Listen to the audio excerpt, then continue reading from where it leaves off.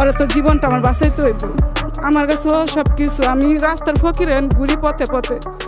ওই বাচ্চা লাগে নেত্রকোনা থেকে ঢাকা মাইমাসিং সব জায়গায় ডাক্তার দেয় আসছি, কিন্তু নাই আমার। তোমার কি কষ্ট হয় বলো? শোনো, কষ্ট হয় বলো। রাতে ঘুমাতে পারো না? ঘুম আসে না? অনেক কষ্ট হয় তোমার না?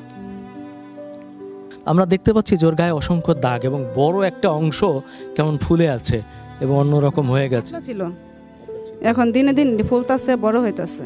কত যদি কেউ আমার মেয়েটাকে ভালো করে দিতে পারে তাহলে আমি ওর কাছে হাজার হাজার দোয়া করবো ওর জন্য। আমি খুব কষ্টে আছি ওই বাচ্চাটারে নিয়ে।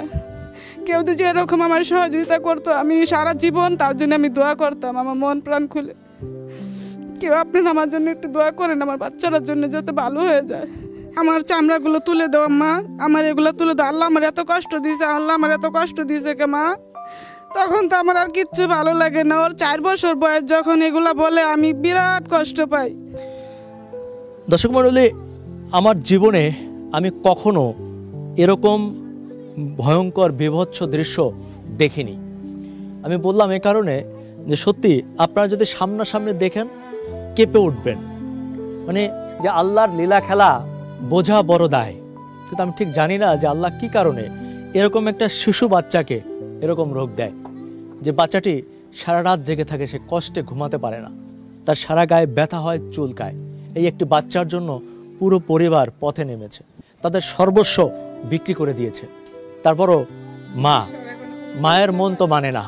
এই মা চায় যে তার সন্তানটি বেঁচে থাকুক। আপনাদের মধ্যে যদি কোনো সহৃদয়বান ব্যক্তি থাকেন, আমি ব্যক্তিগতভাবে অনুরোধ করব, প্রিয় দেশবাসী এবং প্রবাসী ভাইয়েরা, আপনারা যারা দেখছেন এই বাচ্চাটিকে আপনারা আরেকবার বাঁচাবেন। আপনারা অনেককে বাঁচিয়েছেন, এদেশের অনেক শিশুরা, অনেক বয়স্করা আপনাদের সহযোগিতায় বেঁচে গেছে।